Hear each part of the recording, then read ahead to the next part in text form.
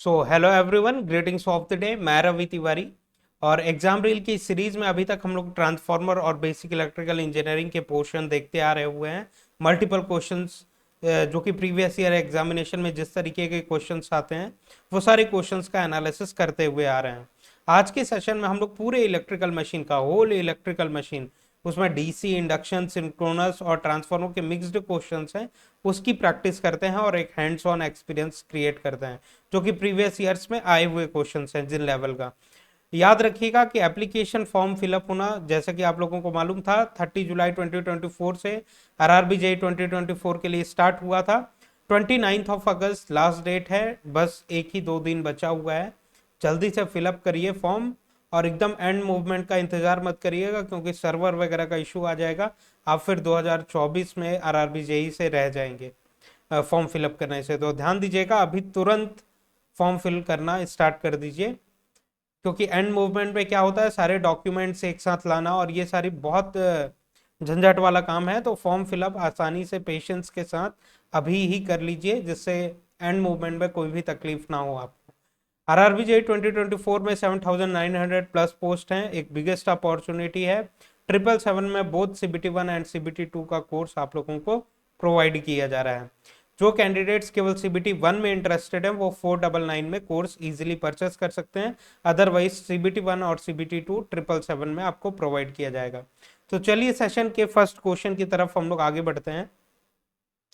तो first question, question number 1 आपके screen के सामने है। बताने की कोशिश करिएगा, कोई डाउट आता है आपको तो कमेंट सेक्शन में आप डिस्कस कर सकते हैं। तो which of the following is a type of electrical machine? Which is a type of electrical machine, तो क्या क्या ऑप्शंस आपको गिवन है? Transformer, induction motor, synchronous motor. तो ऑब्वियस सी बात है, ये सारे के सारे इलेक्ट्रिकल मशीन के ही टाइप्स हैं, ये सारे के सारे, और डीसी भी टाइप है। तो all of the above is right answer. Right, तो इसमें कुछ डिस्कस करने के लिए है नहीं। नेक्स्ट क्वेश्चन की तरफ आगे बढ़ते हैं। Question number 19, the efficiency of a transformer is highest eight. Efficiency आपको कहाँ पे हाईएस्ट एफिशिएंसी कर्व आपने जब देखा होगा, तो एफिशिएंसी कर्व देखिए यहाँ पे लोड करंट वर्सेस एफिशिएंसी का जो कर्व होता है कुछ इस तरीके से आपको देखने के लिए मिलता है। Right, just a second.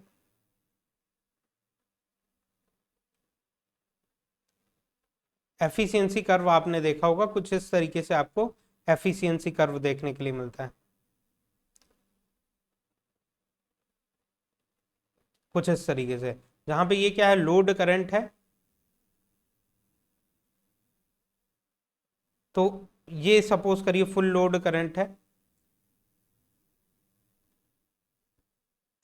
Full load current.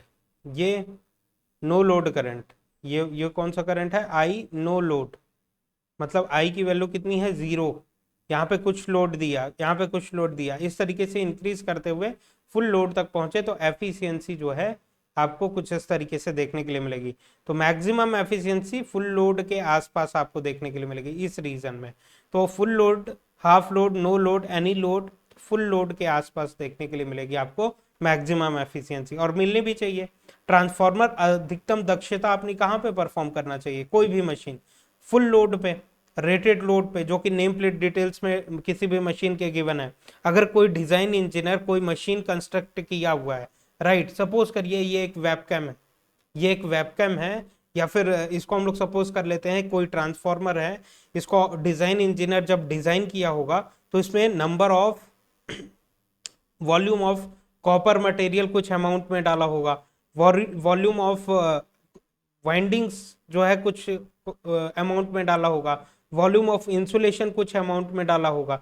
तो जो इंसुलेशन है और जो कॉपर वाइंडिंग वगैरह डाला हुआ है, वो अपनी फुल कैपेसिटी, जितना मटेरियल इसमें यूज किया गया है वो अपनी फुल कैपेसिटी पे यूज होनी चाहिए ना, कि जब ऑपरेटिंग इंजीनियर उसको ऑपरेट करे तो जितना पोर्शन वॉल्यूम ऑफ इंसुलेशन का डाला है, जितना पोर्शन वॉल्यूम ऑफ कॉपर का डाला है, वो अपनी फुल कैपेसिटी पे वर्क करे। अदरवाइज क्या होगा, जिस वॉल्यूम ऑफ कॉपर के लिए ये मशीन डिजाइन की गई थी, जिस वॉल्यूम ऑफ इंसुलेशन के लिए ये मशीन डिजाइन की गई थी, उसके कुछ ही पोर्शन यूटिलाइज हो रहा है, कुछ पोर्शन यूटिलाइज ही नहीं हो रहा है, तो इतना वॉल्यूम यूज करने का क्या मतलब हुआ। तो ऑपरेटिंग इंजीनियर यही चाहता है कि जितनी मटेरियल इस मशीन में है वो फुल कैपेसिटी पे यूटिलाइज हो, ऑलवेज फुल लोड पे वर्क करे मशीन, और फुल लोड पे ही हम लोग कुछ इस तरीके से मशीन को डिजाइन करते हैं कि मैक्सिमम एफिशिएंसी फुल लोड के आसपास ही आपको प्रोवाइड करे। नेक्स्ट क्वेश्चन है, in a synchronous motor the rotor speed is, rotor की क्या स्पीड होती है, एनआर की क्या स्पीड देखने के लिए मिलती है सिंक्रोनस स्पीड में, सॉरी सिंक्रोनस मोटर में, नियरर टू सिंक्रोनस, नियरर नहीं, is equal to synchronous speed in synchronous machine. जबकि इंडक्शन में क्या होगा, एनआर की जो स्पीड रहती है, मोटरिंग इंडक्शन मोटरिंग मोड में बात कर रहे हैं, induction motoring mode of operation mode less than NS के बराबर देखने के लिए मिलती है, लेस देन, ये सिंक्रोनस स्पीड को रीच नहीं कर पाती है, इसीलिए यहाँ पे क्या फिनोमिना देखने के लिए मिलता है, स्लिप का। तो सिंक्रोनस मशीन की जो रोटर की स्पीड है वो equivalent to synchronous speed, rotating magnetic field जिस स्पीड से रन कर रहे हैं उसी के इक्विवेलेंट वो रन करने की कोशिश करती है। तो कौन सा ऑप्शन करेक्ट है, लेस देन सिंक्रोनस स्पीड नहीं, equal to synchronous no, greater than, हाँ, option B is correct, equal to synchronous speed, option B is right. Options मिल ही नहीं रहे थे कि इक्वल वाला कहाँ पे है, राइट, तो option B is correct, equal to synchronous speed. Next question है, सिंपल सा क्वेश्चन है, the slip of induction motor से क्वेश्चन पूछा गया है। Slip of induction motor is defined है N S minus N R divided by N S. इस formula देखिए कौन से में अवेलेबल है, N S minus N divided by N S, option A is correct. तो कोई भी डिस्कशन करने की नीड नहीं है, ये डायरेक्ट फॉर्मूला है जो कि आपको पता ही होगा जब आपने डिटेल सिलेबस पढ़ा होगा। नेक्स्ट क्वेश्चन में देखते हैं, the starting torque of DC motor is highest when armature is stationary, the field is weak, armature is rotating, the load is high। तो ध्यान देते हैं हम लोगों के पास, सपोज करिए इस तरीके से कोई सेल्फ एक्साइटेड डीसी मशीन है, शंट मशीन हम लोग कंसिडर कर लेते हैं, कुछ इस तरीके से हम लोगों ने ड्रॉ किया हुआ है। ध्यान देते हैं इस क्वेश्चन को अच्छे से देखिएगा, and this is EB part, back induced EMF, and this is terminal voltage we have supplied to the machine. Motor है ना, तो इलेक्ट्रिकल इनपुट आपने क्या दिया हुआ है, इनपुट क्या दिया हुआ है, इलेक्ट्रिकल, मोटर है तो इलेक्ट्रिकल इनपुट लेगा। आपके घर का सीलिंग फैन क्या है, मोटर है, तो आप स्विच ऑन करते हैं ना, इलेक्ट्रिसिटी सप्लाई होती है, इसका आउटपुट क्या देखने के लिए मिलेगा, टॉर्क, और व्हाट डू वी से, rotation of the rotor, right. तो अब ने जब इलेक्ट्रिकल इनपुट दिया तो यहाँ पे क्या होता है, आपको पता है कि करंट, फील्ड करंट फ्लो करना चालू करेगा, जिसके कारण यहाँ पे फील्ड फ्लक्स लाइंस देखने के लिए मिलेंगी, फील्ड फ्लक्स लाइंस देखने के लिए मिलेंगी। और ये फील्ड फ्लक्स लाइंस और ये armature current, sorry armature current कहाँ पे ड्रॉ होगा, यहाँ पे आर्मेचर करंट ड्रॉ होगा, यहाँ पे armature current, and this is I F field current. कुछ इस तरीके से कंस्ट्रक्शन आपको देखने के लिए मिलता है। तो ध्यान देते हैं कि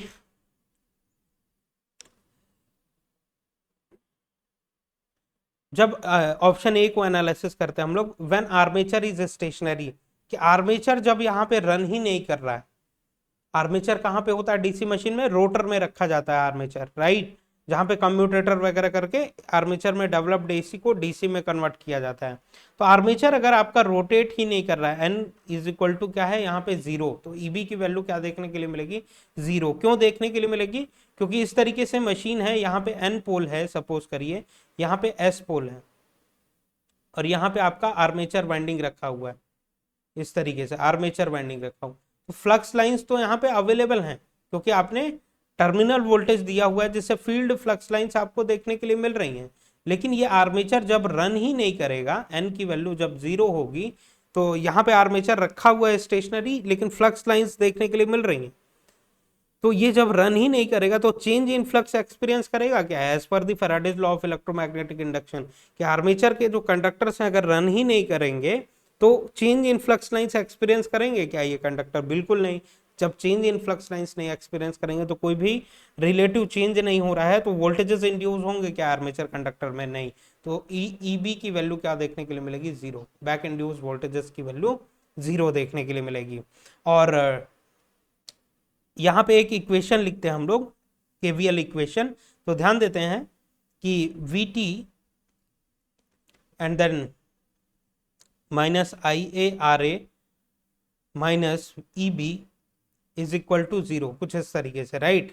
तो आर्मेचर करंट को हम लोग एक्सप्रेस करते हैं इस इक्वेशन से। यही इक्वेशन होगा ना इस लूप में, अगर हम लोग इस मेश में केवीएल अप्लाई करते हैं तो ये इक्वेशन आपको देखने के लिए मिलेगा। आईए को अगर हम लोग सेग्रीगेट करें, आईए को उस तरफ ले जाइए तो V T minus E B divided by R A देखने के लिए मिल रहा है, देखने के लिए मिल रहा है, राइट। अब यहाँ पे क्या है कि जब आर्मेचर रोटेट ही नहीं करेगा, स्टेशनरी होगा, तो ई बी की वैल्यू क्या हो जाएगी? जीरो। और ये क्या है? ये इसके आई ए के डायरेक्ट रिलेशन में है, डायरेक्ट प्रोपोर्शन में है ना।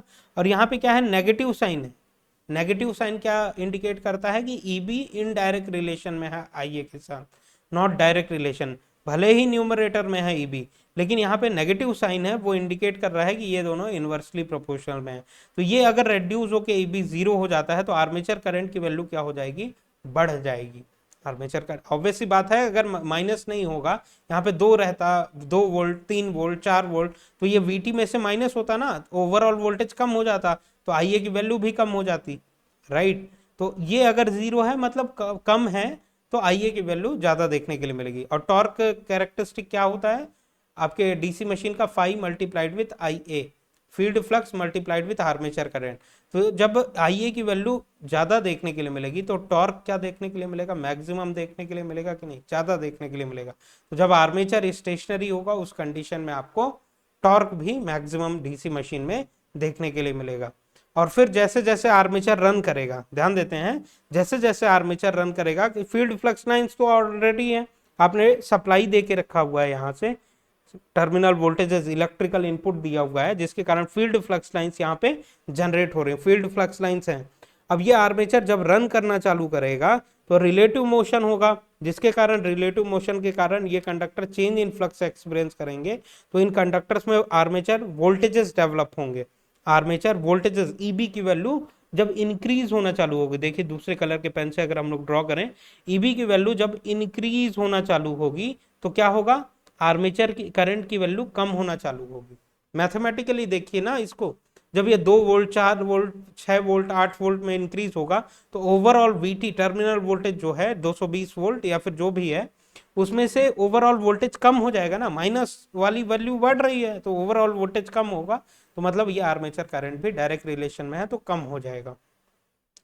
जब आर्मेचर करंट कम होगा तो टॉर्क भी कम होना चालू हो जाएगा। तो ये फिनोमिना होता है। ऑप्शन ए करेक्ट है यहाँ पे, option A is right answer. Next question में देखते हैं, बात करते हैं, in a 3 phase induction motor the rotor is, 3 phase induction motor में बात करें, रोटर किस टाइप का होता है? Wound type, squirrel cage type, और बोथ ए एंड बी। तो बोथ ए एंड बी। और phase wound rotor, phase wound rotor, इसी को हम लोग कहते हैं वाउंड रोटर। और एक क्या होता है? Squirrel cage machine, squirrel cage motor और रोटर। तो ये दो रोटर के कंस्ट्रक्शन होते हैं इंडक्शन मशीन में, इंडक्शन मशीन में ये दो कंस्ट्रक्शन आपको देखने के लिए मिलेंगे। Both A and B is right, right. Question number 6 over होता है।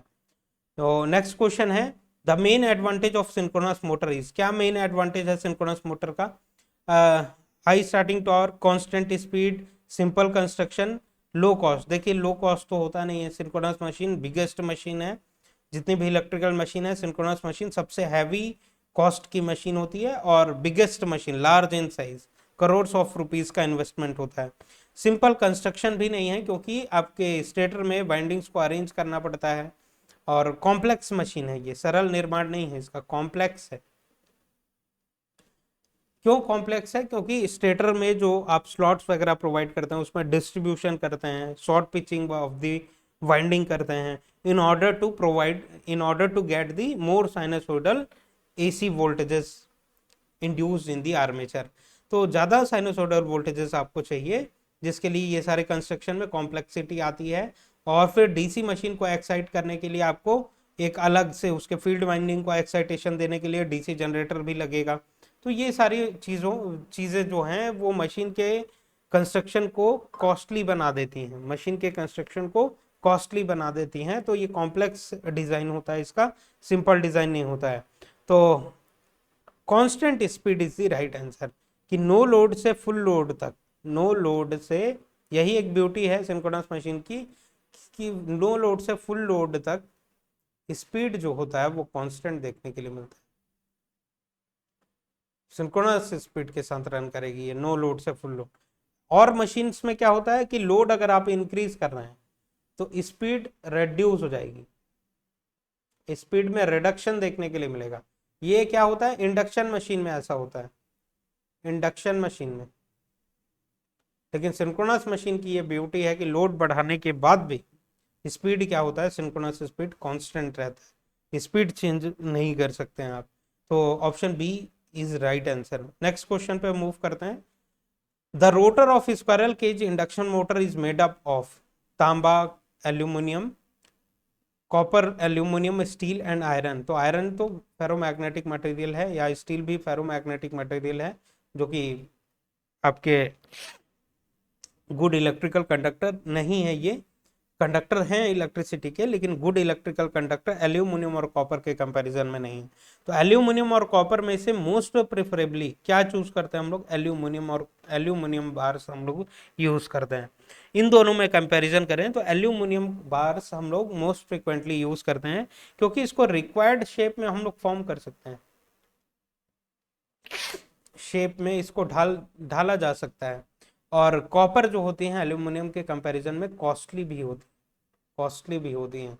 तो इसलिए हम लोग मोस्ट प्रेफरेबली एल्यूमिनियम यूज करते हैं। तो यहाँ पे करेक्ट ऑप्शन आपको एल्यूमिनियम देखने के लिए मिलेगा, ना कि कॉपर। तो ध्यान दीजिएगा, दोनों यूज करते हैं ना हम लोग, कॉपर भी यूज करते हैं, एल्यूमिनियम भी यूज करते हैं, लेकिन इस क्वेश्चन के रिक्वायरमेंट के हिसाब से मोस्ट फ्रिक्वेंटली इन दोनों ऑप्शन में से अगर आपको चूज करना रहे तो आप एल्यूमिनियम चूज करेंगे, क्योंकि कुछ रीजंस हैं एल्यूमिनियम के। देखिएगा क्या एक्सप्लेनेशन इसका। The rotor of squirrel cage induction motor is constructed with bars of conductive materials, most commonly aluminium हम लोग यूज करते हैं। These bars are embedded in the rotor slots and connected at both the end rings वगैरह का construction मालूम है, forming a structure that resembles a squirrel cage. Why aluminum? Aluminum is widely used because of the good conductor of electricity, lightweight, cost effective and easy to cast, कि required shape में आप cast कर सकते हैं easily. In some cases copper may also be used for the rotor bars, but aluminum is the standard material due to its balance of conductivity and cost. तो aluminum is better option. Next question पे move करते हैं हम लोग। Simple सा question है, the back EMF in a DC motor is proportional to. Back EMF किसके proportional है डीसी मशीन में? अभी हम लोगों ने डीसी मशीन का बैक ईएमएफ का एक्सप्रेशन देखा। EB is directly proportional to N phi होता है ना, कि स्पीड और फील्ड फ्लक्स के डायरेक्ट रिलेशन में होता है। तो स्पीड के ये डायरेक्ट रिलेशन में होता है। तो आर्मेचर करंट, फील्ड करंट और speed of the motor, load of the motor, तो स्पीड ऑफ द मोटर के डायरेक्ट रिलेशन में होता है। EB is directly proportional to N. ये आपको मैथमेटिकल एक्सप्रेशन डिटेल कोर्स में पता ही होगा। EB is directly proportional to N, 5 general expression है। तो option C is correct for this. Next question है, डीसी मोटर में स्टार्टर का मुख्य, देखिए स्टार्टर का उपयोग हम लोग प्रारंभिक करंट, जब मशीन स्टार्ट होती है तो large amount of current machine draw करती है, उस चीज को लिमिट करने के लिए। अदरवाइज क्या होगा, लार्ज अमाउंट ऑफ करंट अगर सोर्स से ड्रॉ करेगा मशीन तो voltage dip kind of condition देखने के लिए मिलता है। तो इसी चीज को कम करने के लिए, प्रारंभिक करंट को कम करने के लिए हम लोग स्टार्टर्स प्रीफर करते हैं, जो कि मेन पर्पस है स्टार्टर का। Next question, the synchronous speed of motor is given by the formula, synchronous speed NS is equal to क्या होता है 120 F/P। सिंपल सा क्वेश्चन है, कौन सा ऑप्शन करेक्ट हो रहा है, option A, NS is equal to 120 F/P। Simple question. Next question है the main disadvantage of synchronous motor is, क्या मेन डिसएडवांटेज है, हाई एफिशिएंसी डिसएडवांटेज है, required DC supply, simple construction, simple तो construction होता नहीं है, कॉस्ट भी low नहीं होता है। Option B is correct option, required DC supply. कि फील्ड वाइंडिंग आप बनाते हैं ना सिंक्रोनस मशीन का इस तरीके से, सपोज करते हैं हमारे पास सैलिएंट पोल मशीन है, सैलिएंट पोल रोटर है हमारे पास। अब यहाँ पे N और S पोल बनाने के लिए इस तरीके से वाइंडिंग्स हैं और इसको एक्साइटेशन देना पड़ेगा ना, DC सप्लाई आपको देनी पड़ेगी, DC एक्साइटेशन, तब जाके ये यहाँ पे करंट फ्लो करेगी। और करंट इस डायरेक्शन में है तो आप थंब रूल वगैरह लगा के फ्लक्स का डायरेक्शन फाइंड आउट करेंगे और डिफाइन करेंगे फ्लक्स इस डायरेक्शन में निकल रहा है, मतलब ये कौन सा पोल हो गया N pole of the field और ये कौन सा पोल हो जाएगा opposite side S pole of the field. क्योंकि फ्लक्स ऐसे निकलेंगी ऐसे एंटर करेंगी, ऐसे निकलेंगी फ्लक्स ऐसे एंटर करेंगी, राइट। तो जहाँ पे एंटर करती हैं वो S पोल होता है, जहाँ से एग्जिट होती हैं वो N पोल होता है। तो ये आपको बनाना पड़ेगा सिंक्रोनस मशीन में। सिलेंड्रिकल मशीन में भी क्या होता है, कुछ इस तरीके से कंस्ट्रक्शन होता है, आपने देखा होगा कि नंबर ऑफ स्लॉट्स वगैरह हम लोग प्रोवाइड करते हैं।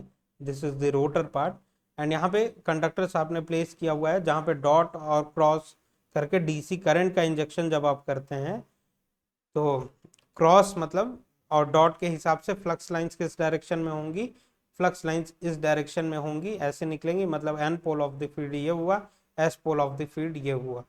तो N और S पोल्स आपको बनाना पड़ता है रोटर में, जिसके लिए क्या DC एक्साइटेशन की जरूरत है फिक्स्ड पोल्स क्रिएट करने के लिए। तो सपोज करिए आपको सिंक्रोनस मोटर चाहिए, सिंक्रोनस मोटर चाहिए, तो सिंक्रोनस मोटर के साथ साथ क्या असेंबली होनी चाहिए, DC मशीन रिक्वायर्ड है एक्साइटेशन प्रोवाइड करने के लिए। तो ये एक डिसएडवांटेज ही तो है, एक मोटर को काम कराने के लिए दूसरे मशीन की जरूरत है, दूसरे जनरेटर की जरूरत है, ये एक डिसएडवांटेज है, बहुत बड़ा डिसएडवांटेज है। तो option B is correct option for this question, right. क्योंकि इंडक्शन मशीन में ऐसा नहीं है, आपको कोई भी सेपरेट एक्साइटेशन प्रोवाइड करने की जरूरत नहीं है। नेक्स्ट क्वेश्चन है the torque developed in DC motor is proportional to, DC motor में टॉर्क का एक्सप्रेशन होता है 5 multiplied with IA, 5 multiplied with IA। तो आर्मेचर करंट के डायरेक्ट रिलेशन में आर्मेचर करंट फील्ड करंट, देखिए all of the above option दिया हुआ है। तो फील्ड करंट अगर आप चेंज करते हैं तो फील्ड फ्लक्स लाइंस भी बढ़ेंगी ना, फील्ड करंट चेंज करेंगे तो फील्ड फ्लक्स ये किस पे डिपेंड करती है, फील्ड करंट पे डिपेंड करेंगी। एंड सप्लाई वोल्टेजेस अगर आप चेंज करते हैं, टर्मिनल वोल्टेजेस, आर्मेचर वोल्टेजेस जब चेंज होता है, EB की वैल्यू जब चेंज होगी, EG की वैल्यू, अच्छा EB है, EB की वैल्यू जब चेंज होगी तो ऑब्वियस सी बात है उसके कारण करंट वगैरह भी अफेक्ट करेगा। तो all of the above is right answer for this question, right, क्योंकि all of the above option given है। अगर ये नहीं गिवन रहता all of the above, then what should be the right answer, torque depend करेगा आपके armature current पे, ना कि फील्ड करंट पे, आर्मेचर करंट के डायरेक्ट रिलेशन में होगा। All of the above answer दिया हुआ है तो अकॉर्डिंगली आप देख लीजिएगा, ऑप्शन डी करेक्ट है। नेक्स्ट क्वेश्चन है the speed of DC shunt motor can be controlled by, DC shunt motor, तो स्पीड का क्या फॉर्मूला होता है, N is direct proportional to EB/5, EB/5 होता है, क्योंकि EB इज इक्वल टू अभी हम लोगों ने देखा N/5 होता है, वहां से हम लोग लिख सकते हैं N is directly proportional to EB/5, EB is equal to VT minus IA divided by field flux. तो देखिएगा वेरिंग दी आर्मेचर रेजिस्टेंस, अगर आप आर्मेचर रेजिस्टेंस को वेरी करते हैं तो स्पीड वेरी करेगी, हाँ रिलेशन में है, जरूर वेरी करेगी। फील्ड फ्लक्स लाइंस को अगर आप वेरी करते हैं तो वेरी करेगी, बिल्कुल वेरी करेगी, डायरेक्ट रिलेशन में है, मतलब रिलेशन में है। Varying the armature resistance, varying the field current, हाँ ऑब्वियस सी बात है, both option A and B. तो option C is correct answer for this question. Next question the efficiency of induction motor is generally, देखिए 100% तो होती नहीं है एफिशिएंसी किसी भी मशीन की, प्रैक्टिकल मशीन की, आइडियल मशीन की एफिशिएंसी, जो कि आपका गुड इमेजिनेशन होता है, उसकी एफिशिएंसी 100% हो सकती है। लेकिन ऐसा प्रैक्टिकल कोई भी मशीन नहीं है कि जितना आप इनपुट दे रहे हैं फुल्ली यूटिलाइज कर दे रहे हैं। सम काइंड ऑफ लॉसेस भी मशीन में होती हैं, जिसके कारण एफिशिएंसी 100% पॉसिबल नहीं है। मोर देन 90%, क्योंकि इंडक्शन मशीन में, इंडक्शन मोटर्स में एयर गैप होता है, एयर गैप होता है, intentional air gap, and stator moving parts होते हैं, स्टेटर एंड रोटर होते हैं मूविंग पार्ट्स।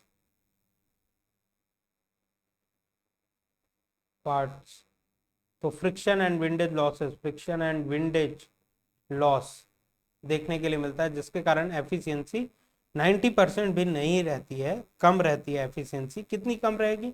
50% से कम, तो मशीन का क्या मतलब हुआ फिर? तो between 70 to 90% is the best option, best option. 70 to 90% is the best option, अच्छी मशीन है induction motor. Next question, the rotor of synchronous motor, rotor of synchronous motor always rotating, stationary, rotating at synchronous speed. Obvious सी बात है, NR की जो speed होती है, rotor की स्पीड एनएस के बराबर होती है, इक्वल होती है in synchronous motor, synchronous motor में। Next question, the main function of a transformer is to, main function क्या है ट्रांसफॉर्मर का? Convert AC to DC, step up और step down the voltage. Option B. तो simple सा चीज है, store तो करता नहीं है ट्रांसफॉर्मर किसी भी एनर्जी को, जनरेट भी नहीं करता है, क्योंकि इलेक्ट्रिकल एनर्जी देंगे तभी तो वो इलेक्ट्रिकल में कन्वर्ट करता है, राइट? तो जनरेट तो कुछ कर नहीं रहा है अपने से। नेक्स्ट क्वेश्चन है, the power factor of synchronous motor can be, power factor synchronous motor का लीडिंग भी हो सकता है, लैगिंग भी हो सकता है, एंड जीरो भी, सॉरी यूनिटी भी हो सकता है। आपने V curve, inverted V curve पढ़ा होगा, राइट? तो V curve, inverted V curve से आपको आइडिया मिलेगा कुछ इस तरीके से, वी कर्व और इन्वर्टेड वी कर्व होता है, इन्वर्टेड वी कर्व, तो उससे आपको आइडिया होना चाहिए। अदरवाइज फेजर डायग्राम वगैरह से भी आइडिया होगा कि over excited machine, under excited machine के क्या क्या पावर फैक्टर होते हैं। तो चलिए एक बार हम लोग ड्रॉ कर लेते हैं मोटर के रेस्पेक्ट में।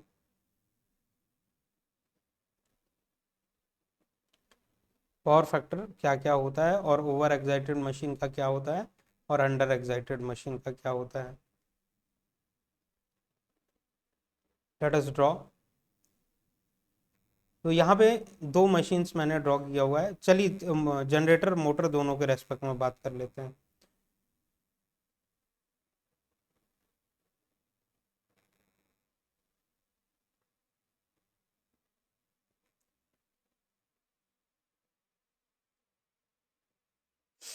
ये आपका जनरेटर्स हैं दोनों, और ये क्या है? मोटर्स हैं। ये क्या है? मशीन ओवर एक्साइटेड है, ये अंडर एक्साइटेड, ये ओवर एक्साइटेड है और ये अंडर एक्साइटेड। याद रखिएगा, एक की स्टेटमेंट बता रहे हैं, ओवर एक्साइटेड मशीन जो होती है ऑलवेज रिएक्टिव पावर डिलीवर करती है, under excited machine reactive power absorb करती है, राइट? तो ओवर एक्साइटेड जनरेटर है, मतलब ओवर एक्साइटेड जनरेटर हो चाहे मोटर, मशीन लिखा हुआ है हम लोगों ने, ये कॉमन स्टेटमेंट है, चाहे जनरेटर हो चाहे motor, over excited machine always reactive power supply करेगी, under excited reactive power absorb करेगी, over excited reactive power deliver, under excited reactive power absorb करेगी। अब बात करते हैं जनरेटर की। जनरेटर है अगर ये, तो करंट को क्या करेगा? टर्मिनल से आउट करेगा। जनरेटर में क्या होगा? करंट टर्मिनल से आउट होगा, राइट? एंड मोटर है तो करंट टर्मिनल पे एब्जॉर्ब होगा, और मोटर है तो करंट टर्मिनल से एब्जॉर्ब होगा, इलेक्ट्रिसिटी को एब्जॉर्ब करेगी ना मोटर आपकी। सिंपल सा लॉजिक है कि फैन को क्या चाहिए? इलेक्ट्रिसिटी चाहिए, वो एब्जॉर्ब करेगा ना, और जनरेटर रहता तो डिलीवर करता, मैकेनिकल इनपुट लेके इलेक्ट्रिसिटी डिलीवर करता, सिंपल सी बात। अब बात करें ओवर एक्साइटेड मशीन देखिए ये जो रिएक्टिव पावर होता है उसको हम लोग कहते हैं lagging Wars. Wars lagging Wars को अगर हम लोग रेफरेंस लेके चल रहे हैं तो यहाँ पे लैगिंग वॉर्स Q और I दोनों सेम डायरेक्शन में है। मतलब Q अगर लैगिंग नेचर का है तो I भी क्या होगा, पावर फैक्टर क्या होगा मशीन का, लैगिंग। यहाँ पे Q क्या है, लैगिंग वॉर्स एब्जॉर्ब हो रहा है और ये करंट अपोजिट डायरेक्शन में, देखिए Q इस डायरेक्शन में आ रहा है, करंट इस डायरेक्शन में, तो करंट का नेचर क्या होगा, ये अगर लैगिंग है इधर तो करंट का नेचर लीडिंग होगा। अगर सेम डायरेक्शन में रहता दोनों तो सेम रहते, अपोजिट डायरेक्शन में मतलब डिफरेंट होगा। यहाँ पे रिएक्टिव पावर इस डायरेक्शन में है, करंट इस डायरेक्शन में, तो लैगिंग वॉर्स इस डायरेक्शन में है, करंट इस डायरेक्शन में अपोजिट है, इसीलिए करंट कैसा होगा, लीडिंग करंट होगा और पावर फैक्टर भी लीडिंग होगा। यहाँ पे देखिएगा रिएक्टिव पावर और करंट दोनों सेम डायरेक्शन में, रिएक्टिव पावर लैगिंग वॉर्स होता है मतलब करंट भी कैसा है, लैगिंग। तो ये आपको चार्ट बना के मैंने दे दिया हुआ है। और ओवर एक्साइटेड मशीन की एक और ब्यूटी देखने के लिए मिलती है कि डीमैग्नेटाइजिंग आर्मेचर रिएक्शन देखने के लिए मिलेगा। आपको ये भी पूछ सकता है ना, demagnetizing armature reaction. Under excited machine का आर्मेचर रिएक्शन कैसा होगा, magnetizing armature reaction, armature reaction magnetizing हो। तो ये सभी के लिए कॉमन है, लिख लीजिएगा, जहां जहां ओवर एक्साइटेड लिखा है यहाँ पे और यहाँ पे, वहां पे आर्मेचर रिएक्शन का नेचर डीमैग्नेटाइजिंग होगा, और अंडर एक्साइटेड के नेचर में यहाँ पे लिखा है, चाहे जनरेटर हो चाहे मोटर कोई मतलब नहीं है, अंडर एक्साइटेड मशीन जहां जहां भी लिखा हुआ है वहां पे मैग्नेटाइजिंग आर्मेचर रिएक्शन होगा। तो ये कंप्लीट कर लीजिएगा चार्ट।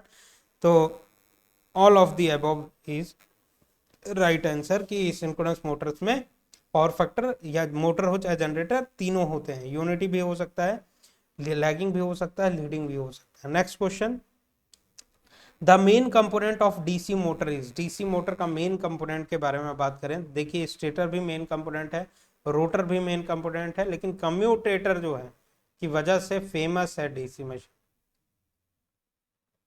क्योंकि कम्यूटेटर क्या होता है, मैकेनिकल रेक्टिफायर होता है, मैकेनिकल रेक्टिफायर, जो कि क्या करता है, एसी को डीसी में कन्वर्ट करता है बाय मैकेनिकल एक्शंस, रोटेशन के थ्रू। आर्मेचर में क्या होता है, कोई भी मशीन के आर्मेचर में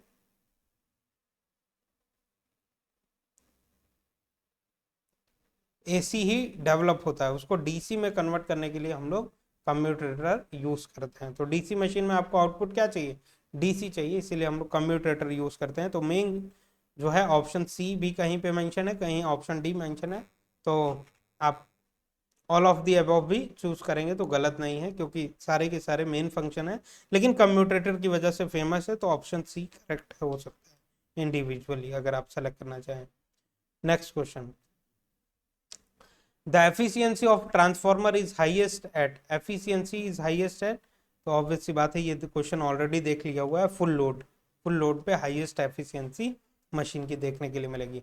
तो इस तरीके से हम लोगों ने होल इलेक्ट्रिकल मशीन के पोर्शन में से किस तरीके से क्वेश्चंस आरआरबी जेई के प्रीवियस एग्जामिनेशन में पूछे गए हैं उसका पूरा आइडिया क्रिएट किया गया। और सिंपल क्वेश्चंस हैं, किसी भी तरीके का कोई आपको डेप्थ नॉलेज की जरूरत नहीं है, जस्ट बेसिक अंडरस्टैंडिंग आपके लिए सफिशिएंट है।